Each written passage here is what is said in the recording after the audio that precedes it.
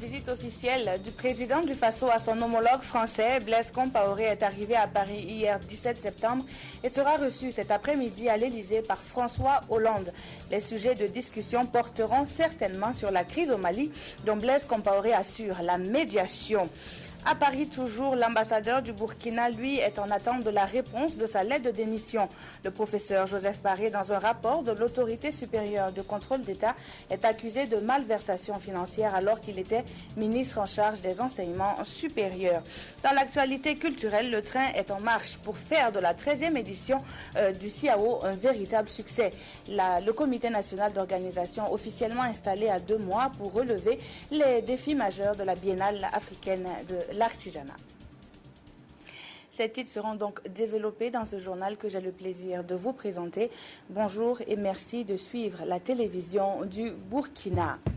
C'est effectivement hier après-midi que le président du Faso, Blaise Compaoré, est arrivé à Paris pour une visite officielle de 72 heures. Il sera reçu cet après-midi même à l'Elysée par son homologue français François Hollande. Blaise Compaoré accordera également différentes audiences au cours de son séjour. Retour sur l'arrivée du président du Faso avec nos envoyés spéciaux Charles Baba Gomina et Amadou Aristide Ouedraogo.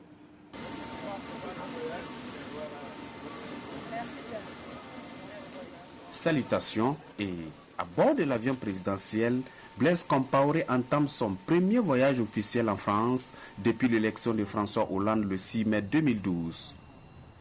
Il est exactement 17h32 heure de Paris lorsque l'avion présidentiel freine sur le tarmac de l'aéroport du Bourget. À l'accueil, un représentant du président français.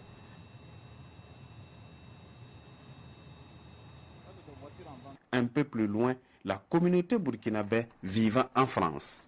De brèves salutations, puis cap sur Celle-Saint-Cloud, en banlieue parisienne où se trouve la résidence des chefs d'État du Burkina.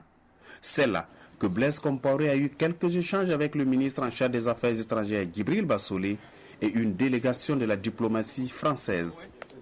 Cet après-midi, Blaise Compaoré et François Hollande vont s'entretenir sur des sujets qui devraient permettre de consolider le tissu qui lie les deux pays et pourquoi pas tisser d'autres fils. Et la situation au Mali va certainement aussi s'inviter au débat entre le président du Faso, médiateur de la crise, et François Hollande. Le ministre des Affaires étrangères et de la coopération régionale se prononce sur les différents sujets qui seront abordés au cours de la rencontre de cet après-midi. Djibril Bassolé est au micro de Amadou Aristide Ouedraogo. À l'invitation du président François Hollande, les deux chefs d'État vont faire le tour des questions bilatérales. De l'aide publique au développement dont le Burkina Faso bénéficie, soit de manière bilatérale ou à travers l'Union européenne. Il sera certainement question aussi de la paix, de la stabilité, de la sécurité dans nos pays. Et le dossier malien va très certainement occuper une place de choix. Vous savez que aujourd'hui, le président du Faso, en sa qualité de médiateur de la CEDEAO pour la crise malienne, a fait quelques avancées. On peut retenir que les institutions, la vie des institutions s'est normalisée grâce à l'effort de la CEDEAO et de son médiateur. Les Maliens aujourd'hui sont face à leurs responsabilités. La CEDEAO souhaite les accompagner aussi bien dans le cadre du dialogue politique que éventuellement dans le cadre des interventions militaires. Tout ceci, évidemment, mérite une excellente approche de tous les partenaires. Et le président François Hollande est désireux d'écouter les analyses du président du Faso sur comment la communauté internationale et l'ensemble des partenaires peuvent au mieux appuyer la CEDEAO pour accompagner le Mali dans la recherche d'une solution de sortie de crise. Et le ministre des Affaires étrangères et de la coopération régionale s'est également prononcé sur la démission du professeur Joseph Paré, ambassadeur du Burkina Faso à Paris. Une démission qui fait suite au rapport de l'autorité supérieure du contrôle d'État, ASCE, où Joseph Paré est accusé de malversation financière lorsqu'il était à la tête du département des enseignements supérieurs. Les propos de Djibril Bassolé sont recueillis toujours par Amadou Aristide Ouedraogo. suite à la publication de l'enquête de l'organe de contrôle, l'ambassadeur Paré-Joseph a fait parvenir au président du Faso, il y a déjà de cela 2 semaines, une lettre demandant au président du Faso de bien vouloir le décharger de sa fonction d'ambassadeur afin qu'il puisse se consacrer à l'élaboration de sa défense. Ce qui nous est parvenu il y a déjà un bout de temps. Donc ce dossier est à l'étude et très vraisemblablement le président du Faso donnera une suite à cette demande. Et il me semble que l'ambassadeur pourrait être rappelé pour qu'il puisse se mettre à la disposition des organes de contrôle et de la justice éventuellement pour se défendre par rapport à toutes ces suspicions et ces accusations qui tournent autour de sa gestion lorsqu'il était ministre des Enseignements supérieurs. Retour à Ouagadougou avec 7 ateliers qui s'est ouvert sur le bassin du fleuve Niger. Participent à cette rencontre tous les acteurs ainsi que le comité régional de pilotage des projets de valorisation du bassin. L'autorité du bassin du Niger vise également la validation de son plan stratégique 2012-2022. Les précisions dans ce reportage signé Adama Koulibaly. Ces experts de l'ABN, l'autorité du bassin du Niger et les partenaires techniques et financiers sont réunis à Ouagadougou pour échanger autour de la problématique du développement du bassin du Niger. Le premier acte va porter sur la concertation du comité régional de pilotage des projets et programmes de l'ABN.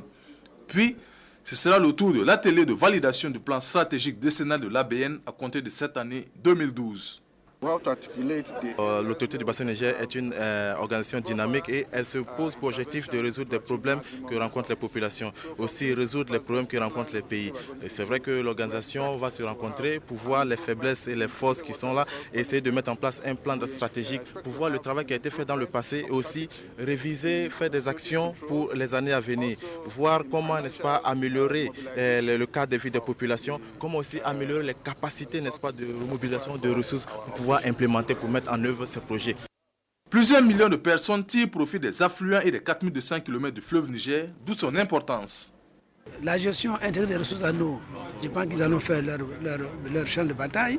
La gestion des ressources naturelles tout court pour éviter qu'il y ait des ensablements, comme on le connaît aujourd'hui au niveau du fleuve Niger, au niveau du fleuve Sénégal, au niveau du lac Tchad. Et je pense que c'est une des missions que l'autorité du bassin du Niger se donne pour ambition pour accompagner les populations rurales qui vivent donc, à pardon de ces ressources en eau là et sur cette base-là. D'une superficie de près de 2,3 millions de kilomètres carrés, le bassin du Niger est le 4e plus grand bassin d'Afrique, après ceux du Congo, du Nil et du lac Tchad. Outre la Guinée, le Mali, le Niger et le Nigeria qu'il traverse, le bassin du fleuve Niger couvre également le Bénin, le Burkina Faso, le Cameroun, la Côte d'Ivoire et le Tchad, soit au total 9 pays. Et l'expérience du Burkina dans la mise en œuvre du mécanisme africain d'évaluation par les pairs reconnu au-delà des frontières. C'est en ce sens qu'une délégation du Niger s'est rendue au siège du secrétariat permanent du MAEP à Ouagadougou. Une délégation conduite par M. Alada Al-Kash, directeur de cabinet adjoint du président de la République du Niger. Nathalie Sawadogo et Adama Koulibaly. Reportage. Voici la délégation nigérienne qui est venue au mécanisme africain d'évaluation par les pairs, s'inspirer du fonctionnement de l'institution afin de mettre en place la leur. Telle est la mission de cette délégation. Je suis très heureux en tout cas de toutes les explications qui nous ont été données, qui sont très enrichissantes et je pense qu'ils vont nous permettre justement donc, de mettre en place notre mécanisme avec beaucoup plus d'efficacité.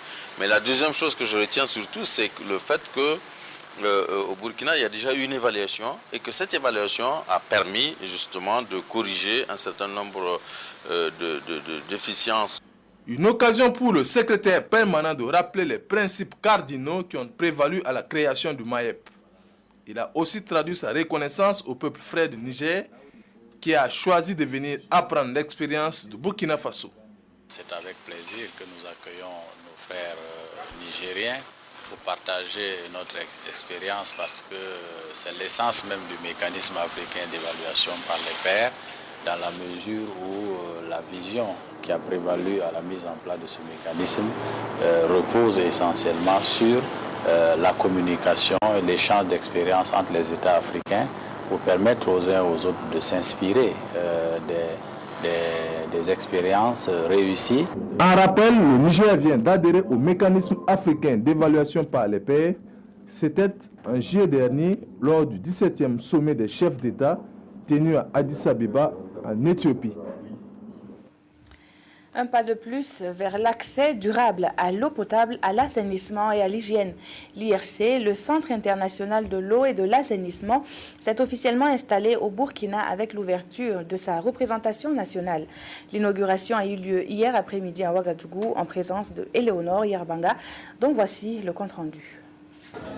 C'est désormais ici, dans les 1200 logements, que siégera la représentation de l'IRC, le Centre international de l'eau et de l'assainissement.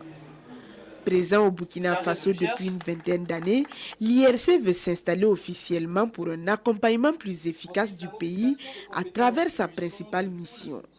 Assurer la production, le partage, la promotion et l'utilisation des connaissances pour une amélioration durable de l'accès à l'eau potable, à l'hygiène et à l'assainissement des populations des pays en voie de développement.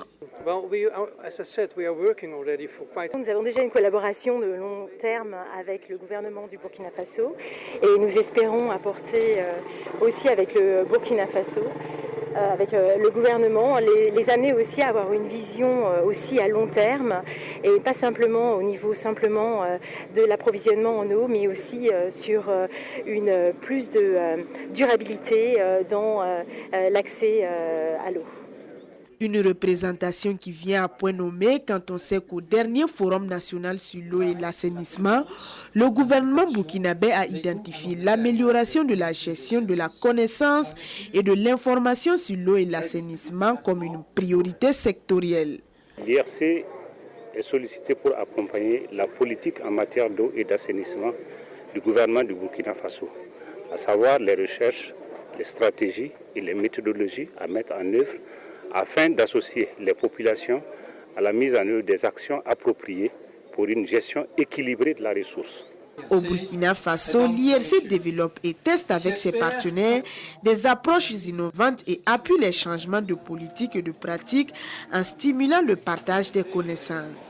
Le centre a signé à l'occasion une convention avec la Direction générale des ressources en eau qui assure à celle-ci l'appui nécessaire pour l'atteinte de ses objectifs. À Bobo Dioulasso, la 13e session de formation des administrateurs des sociétés à capitaux publics est en cours et ce jusqu'au 22 septembre prochain. Sous l'égide du ministère du Commerce, de l'Industrie et de l'Artisanat, les administrateurs de cette dite société seront dotés d'outils d'analyse performants pour exercer efficacement leur mission. Adissa Lucientoui. Analyse des états financiers, calcul et interprétation des soldes significatifs de gestion des ratios de performance économique et financière. C'est le thème de cette 13e session de formation des administrateurs à capitaux publics. Le ministère de l'Industrie, du Commerce et de l'Artisanat entend ainsi promouvoir des pratiques éprouvées de gestion saine et efficiente des entreprises. Nos conseils d'administration sont composés de personnes d'horizons diverses. C'est-à-dire nous avons toutes les compétences. Nous avons des économistes, nous avons des juristes, nous avons des architectes qui composent les conseils d'administration de nos sociétés. Alors le plus souvent, lorsque on soumet les états financiers de ces sociétés à ces personnes ressources, à ces administrateurs, et très souvent certains ont des difficultés pour les interpréter. Il est de notre devoir, en tant que tutelle de gestion des sociétés d'État, de leur donner les bagages nécessaires. Cette 13e session de formation des administrateurs des sociétés à capitaux publics est assurée par le cabinet Panodi. 3 modules sont au programme. L'examen et l'analyse des états financiers, le calcul et l'interprétation des soldes significatifs de gestion et des indicateurs de performance économique et financière, les outils et méthodes de détermination de la cartographie et prévention des risques. Il s'agit de donner aux administrateurs les outils et les techniques qui leur permettront d'apprécier les états financiers, de diagnostiquer les risques et de pouvoir prendre les mesures préventives qui sont les plus adaptées. Cette formation devrait permettre aux participants de maîtriser le mode de calcul et d'interprétation des indicateurs de performance les mieux adaptés à chaque type de société, également d'élaborer la cartographie des risques en vue de leur prévention pour l'atteinte de meilleures performances. 157 membres répartis dans 16 commissions vont conduire la 13e édition du Salon international de Ouagadougou-Siaou. Le comité national d'organisation a été officiellement installé par le ministre de l'Industrie, du Commerce et de l'Artisanat. Et au dire d'Évariste Kombari, cette édition sonne la maturité. Le Salon international de l'artisanat de Ouagadougou, c'est dans moins de 2 mois. Et pour le comité national d'organisation, fraîchement installé par le ministre du Commerce, c'est le compte à rebours qui a commencé.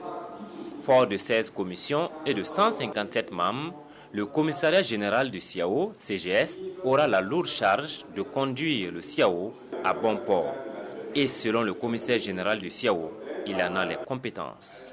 Nous avons insisté sur la qualité des membres du commissariat et nous pensons que tous ceux qui sont retenus sont capables de travailler à ce que nous n'ayons pas de difficultés. Nous avons confiance également aux artisans eux-mêmes, les premiers bénéficiaires qui participent à un certain niveau en force à cette édition et nous allons en tout cas veiller à ce que tout se passe bien. Au fil des ans et des éditions, la Biennale de l'artisanat africain a, de par son professionnalisme et la qualité de son organisation, acquis une notoriété reconnue de partout. Le CGS 2012 devrait donc mettre tout en œuvre pour pousser le CIAO encore plus haut. Nous avons une seule mission, c'est celle de réussir ce salon dans sa 13e édition afin que non seulement les artisans burkinabés mais aussi les artisans africains qui vont venir puissent réaliser de bonnes affaires. Ça doit être un salon professionnel, mais je voudrais insister que le comité général, la commission puisse travailler pour que nous ayons un salon très bien organisé et que ce soit une des belles éditions que nous allons avoir cette année et je vais y veiller personnellement. Le Salon international de l'artisanat de Ouagadougou 2012 se déroulera du 26 octobre au 4 novembre prochain. Il sera marqué par plusieurs innovations dont la mise en place d'un espace B2B et la mise en concurrence des stands. Le CIAO s'enrichira aussi d'un nouveau pavillon. Retour sur l'accident de la route dont a été victime l'équipe de football du Racing Club de Bobo. Le bilan qui fait état d'un mort et de 18 blessés témoigne de la gravité du drame. Une équipe dépêchée sur les lieux nous situe sur les raisons de l'accident. Lassina Ouattara et Lassina Assawadogo. Voici ce qui reste du car transportant les joueurs du Racing Club de Bobo Dioulasso. Le bus est tracté vers la ville de Boromo. L'accident lui s'est produit à quelques encablures de Ouahabou. Le bilan, un mort, Jean-Christophe Sanou, secrétaire général adjoint de la Ligue de l'Ouest, gendarme à la retraite. 18 blessés avaient été admis au CMA de Boromo avant d'être évacués à Bobo Dioulasso. On a enregistré 18 blessés. Sur les 18 blessés, il y avait 4 qui étaient relativement graves. Je dis relativement graves parce que nous n'avions pas tous les moyens nécessaires à notre niveau pour préciser les lésions. Voilà, il y avait des cas de contusion abdominale, des fractures probables, pourquoi pas au niveau du rachis cervical. Donc on a pu immobiliser ces patients et que nous avons instruit également à l'ambulance de les évacuer aussitôt au niveau, à l'échelon supérieur, c'est-à-dire au niveau de CHU Bobo Dioulasso. Les raisons de l'accident seraient mécaniques selon le chauffeur. Quand je suis arrivé, le coin là, j'ai senti que Kamela m'a tiré du coup pour m'amener à ma gauche. Donc maintenant, j'ai essayé de remonter. Quand il tourne, les directions, c'est comme c'est lâché quoi. C'est vide. Je retourne, c'est vide. Donc ça a été comme ça. On est venu se trouver à terre. Selon les gendarmes, les premiers éléments de l'enquête relèvent qu'il y aurait de l'imprudence. Qu'à cela ne tienne, les autorités sanitaires ont un cri de cœur pour Boromo. Boromo, c'est un axe particulier très sensible. Pour ceux qui connaissent Boromo, c'est exactement à mi-distance entre Ouagadougou et Bobo Dioulasso. Et que nous enregistrons quasi permanemment des accidents de cette envergure. Donc, si vraiment il est possible qu'on nous dote d'une unité de sapeurs-pompiers qui puisse nous permettre de réagir à temps.